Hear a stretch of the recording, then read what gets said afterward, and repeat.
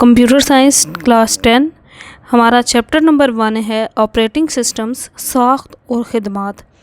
तो आज हम इसकी एक्सरसाइज करेंगे जिसके अंदर हमने करने हैं लॉन्ग क्वेश्चंस। एक्सरसाइज सफ़ा नंबर 17 पर है।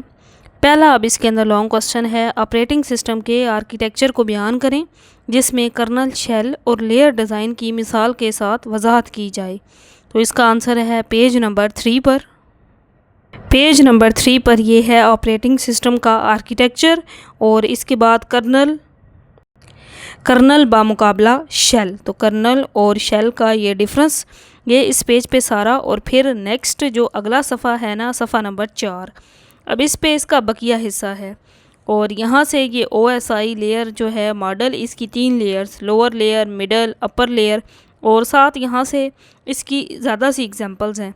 तो कोई सी एक एग्जांपल कर लें। यहाँ पे ये पहली कर लें स्पोर्ट्स स्टाफ वाली, इंतज़ामिया, उस्ताज़ और तलबा, साथ एक एग्जांपल। यहाँ पे मेनली जो है ना पहला लॉन्ग क्वेश्चन एंड हो जाता है। पेज 3 से शुरू होता है ऑपरेटिंग सिस्टम के आर्किटेक्चर से, और सफ़ा नंबर 4 यहाँ पे एंड हो जाता है। और इसके बाद एक्सरसाइज में दूसरा लॉन्ग क्वेश्चन है, प्रोसेस लाइफ साइकिल की मिसाल के साथ तफसील से वजाहत करें। तो प्रोसेस लाइफ साइकिल बताना है। इसका आंसर पेज नंबर 5 पर है। तो पेज नंबर 5 पर ये जो टॉपिक है ना ऑपरेटिंग सिस्टम में प्रोसेस मैनेजमेंट, इससे नीचे यहाँ पे ये जो टॉपिक है ना प्रोसेस लाइफ साइकिल, दूसरे लॉन्ग का आंसर यहाँ से शुरू होता है। और नेक्स्ट पेज पर यहाँ तक दूसरे लॉन्ग क्वेश्चन का आंसर आपने कर लेना। अब यहाँ पे इसके अंदर इसकी एग्जांपल भी आ जाती है, क्योंकि क्वेश्चन के अंदर कहा गया था कि प्रोसेस लाइफ साइकिल को डिफ़ाइन करें, साथ इसकी एग्जांपल बताएं, मिसाल बताएं। तो ये वाली इसकी ना एग्जांपल भी लाजमी करनी है। तो यहाँ तक ये वाला क्वेश्चन बनता है। और इसके बाद एक्सरसाइज में तीसरा लॉन्ग क्वेश्चन है, रैम और वर्चुअल मेमोरी के दरमियान फ़र्क और वजाहत करें कि मल्टी थ्रेडिंग कारकर्दगी को कैसे बेहतर बनाती है। तो एक सवाल के अंदर ही 2 सवाल दे दिए गए हैं, रैम और वर्चुअल मेमोरी के दरमियान फ़र्क, और दूसरा मल्टी थ्रेडिंग जो है ये सिस्टम की कारकर्दगी को कैसे बेहतर बनाती है। तो इसका पहले तो रैम और वर्चुअल मेमोरी वाला देखेंगे पेज नंबर 9 पर, और फिर मल्टी थ्रेडिंग का जो आंसर है ये हम देखेंगे पेज नंबर 11 पर। तो पेज नंबर 9 से यहाँ पे प्राइमरी मेमोरी, जिसे ये देखें ना रैम, उन्होंने क्वेश्चन के अंदर रैम कहा हुआ था, रैम और वर्चुअल मेमोरी के दरमियान फ़र्क। तो याद रखें कि रैम का मतलब यही है, प्राइमरी मेमोरी। तीसरे लॉन्ग क्वेश्चन का आंसर जिसमें ये प्राइमरी मेमोरी वाला ये पैराग्राफ आ जाएगा, डिफरेंस बेशक लाइन लगा के लिख लें दोनों का। और नेक्स्ट पेज पे ये वाला जो पैराग्राफ है ये वर्चुअल मेमोरी, तीसरे लॉन्ग क्वेश्चन का आंसर ये वाला। और फिर इसके बाद आ जाना है नेक्स्ट पेज नंबर 11 पर। पेज नंबर 11 पर ये है मल्टी थ्रेडिंग। मल्टी जो थ्रेडिंग है ये सिस्टम की कारकर्दगी को किस तरह बेहतर बनाता है, ये इसकी बेहतर कारकर्दगी, बेहतर रद्द-ए-अमल, और ये इसमें सपोर्ट और वसाइल का मौसर इस्तेमाल, ये इसके 3 से 4 पॉइंट्स भी ऐड करने हैं। तो यहाँ तक ये तीसरा लॉन्ग क्वेश्चन जो है ये कंप्लीट हो जाता है। इसके बाद नेक्स्ट चौथा लॉन्ग क्वेश्चन है, सिस्टम कॉल्स क्या हैं, इनके मकसद को बयान करें और कम से कम इसकी 3 इकसाम की मिसालें भी दें। तो इसका आंसर पेज नंबर 11 पर है। तो पेज नंबर 11 पर चौथे लॉन्ग क्वेश्चन का आंसर यहाँ से शुरू होगा। ये जो सिस्टम कॉल्स है ना ये वाला पैराग्राफ, और नेक्स्ट पेज पे ना सिस्टम कॉल्स की ये सारी जो इकसाम्स है ना ये वाली सारी इसके अंदर शामिल होंगी, साथ इनकी एग्जांपल्स भी हैं जो सवाल के अंदर पूछी गई थी। तो यहाँ तक इस चौथे लॉन्ग क्वेश्चन का आंसर बनता है। और इसके बाद एक्सरसाइज में आखिरी और जो 5वां लॉन्ग क्वेश्चन है, ये एक हमने इसके अंदर बनाना है FCFS शेड्यूल। तो बुक में ये शेड्यूल बना हुआ है, बस यहाँ पे थोड़ा सा अराइवल टाइम जो आमद का वक्त है और जो ब्रश टाइम का वक्त है ना ये थोड़ा सा चेंज किया गया है। तो बुक पे जो बना हुआ है उसी के हिसाब से मैं आपको बताऊंगी, कन्वर्ट करना बता दूंगी कि किस तरह आप इसको कर सकते हैं। तो सवाल ये है, एक कंप्यूटर सिस्टम प्रोसेसेस को मुनज़्ज़म करने के लिए फ़र्स्ट कम फ़र्स्ट सर्व्ड FCFS शेड्यूलिंग तरीक़ाकार इस्तेमाल करता है।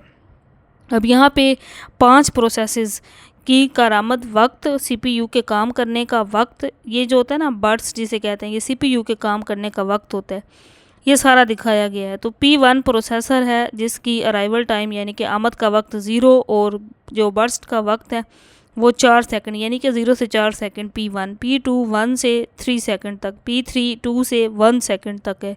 तो अब इसके आंसर के लिए आ जाना है पेज नंबर 7। वहाँ पे अब ये सारी चीज़ें पूछी गई हैं सवाल के अंदर, FCFS शेड्यूलिंग तरीक़ाकार के मुताबिक प्रोसेस को इस तरतीब में लिखें कि जिसमें वो चलाए जाएं।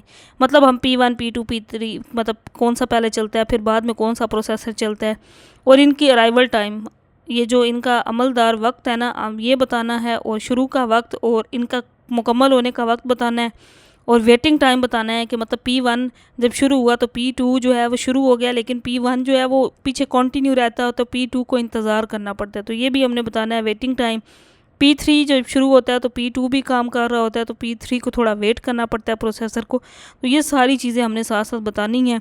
तो पेज नंबर 7 पे आ जाना है।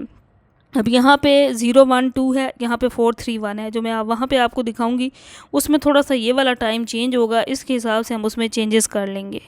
तो ये एक एक्टिविटी है, ये एक्टिविटी यहाँ पे देखें गिवन है, देखें P1 प्रोसेसर P2 P3, इसका अराइवल टाइम 0 1 2 वही है ना। अब ये जो टाइम नीडेड था ना इसको मुकम्मल होने में प्रोसेस P1 को, तब P2 शुरू, वो 4 सेकंड, अब इधर 4 ही था, इधर 5 था, लेकिन गिवन क्वेश्चन में 3 था, हमारा जो क्वेश्चन था उसमें 3 और इधर 1 है। अब इस हिसाब से ना हमने इसकी चेंजेस करनी है, तो मैंने ना यहाँ पे इसी वजह से 4 3 1 लिख लिया है। सॉरी, ये मैंने पेज 9 का आपको दिखा दिया, आपने पेज 7 वाले पे आ जाना है। यहाँ पे सॉरी पेज 7 पे आ जाएं। P1 P2 P3, ये देखें ये एग्जांपल है ना, यहाँ पे 0 1, ये तो 2 वही सेम है, यहाँ पे 5 की जगह 4 है, 3 है, और 2 की जगह पे जस्ट 1 है। अब इस हिसाब से हम ये FCF शेड्यूलिंग देखेंगे। ये सारे टाइम हमने लिखने हैं, 0 सेकंड, 1 सेकंड, 2 सेकंड, 4 सेकंड, 3 और 1 सेकंड पे हमने इसकी सारी चेंजेस देखनी हैं। तो 0 सेकंड से यहाँ से ये शुरू हो रहा है ना 0 सेकंड, और 0 सेकंड पे क्या है P1 है, तो यहाँ पे आप सबसे पहली हेडिंग देंगे नंबर 1.0 सेकंड पर। P1 सबसे पहले पहुँचता है और फौरी तौर पर चलना शुरू कर देता है। इसे ख़त्म होने के लिए देखें P1 कहाँ से कहाँ तक है, 0 से 4 तक है, लेकिन ये 5 है, 5 को काट के इसकी जगह पे क्या लिख देना है, 4 लिख देना है। 5 की जगह पे क्या आ जाएगा, 4 आ जाएगा। और ये 0 से अब 5 सेकंड तक नहीं, बल्कि आप क्या लिख लेंगे, ये 0 से 4 तक, क्योंकि हमारा जो क्वेश्चन है ना उसमें यहाँ पे 4 है। इसके बाद 0 पे बात हो गई, 0 पे P1 प्रोसेसर, फिर आ जाता है अगला टाइम 1 सेकंड, तो यहाँ पे सेकंड पॉइंट की हेडिंग दे के 1 सेकंड पर लिख लेना है। 1 सेकंड पे क्या है, P2 है, P2 पहुँचता है जबकि P1 अभी भी चल रहा होता है, तो लिहाजा P2 जो होता है ये यहाँ पे इंतज़ार करता है। अब इसके बाद आ जाए नेक्स्ट अगले 2 सेकंड पे, 2 सेकंड पे कौन सा प्रोसेसर है, P3 है। तीसरा पॉइंट जो यहाँ पे बन जाएगा वो 2 सेकंड हो जाएगा, P3 है, इस पे P3 पहुँचता है, P1 अभी चल रहा होता है और P2 पहले ही इंतज़ार कर रहा होता है, तो FCFS में P3 को भी P1 और P2 दोनों के मुकम्मल होने का इंतज़ार करना पड़ता है। अब अगला टाइम यहाँ पे देखें ये क्या है, 4 सेकंड, तो यहाँ पे जो हेडिंग है ना 5 की जगह पे आपने, मैंने लाइन लगा के ऊपर लिखा भी है 4 लिख लेना है, 4 सेकंड। बाकी ये लाइंस तो सारी सेम ही रहनी है। फिर आ जाना है नेक्स्ट पेज पे। अब यहाँ पे जो P2 है ना, 4 से आगे 4 में 3, क्योंकि इसका टाइम कितना था, यहाँ पे ये 3 था, 4 और 3 कितना हो जाएगा, 7। जब P3 की बात करेंगे तो ये टोटल 8 बन जाएगा, 7 से 8 हो जाएगा। तो यहाँ पे क्या लिख लेना है, 4 से P2 5 सेकंड से 8 की जगह पे लिख लेना है 4 सेकंड से 7 सेकंड। अब ये पांचवा जो पॉइंट है ये 7 सेकंड 8 की जगह पे रिप्लेस कर दे, इसको कट करके 7 लिख लेना है, और यहाँ पे 2 सेकंड की जगह पे 1 सेकंड, क्योंकि आखिरी जो P3 है ना वो 1 सेकंड तक होता है। और कहाँ से कहाँ तक है, ये 8 से 10 की बजाय आ जाएगा 7 सेकंड से 8 सेकंड तक। अब इनका जो लास्ट पे अमल दरामद जो टाइम था ना, अमलदार इनका जो टाइम था मुकम्मल होने में, टाइम जो नीडेड था, P1 का 0 से 5 की जगह पे अब 0 से 4 आ जाएगा, P2 जो है ये 4 से 7 सेकंड, और P3 जो है ये 7 से 8 सेकंड। इस तरह ये लास्ट पे भी चेंजेस कर लेनी है।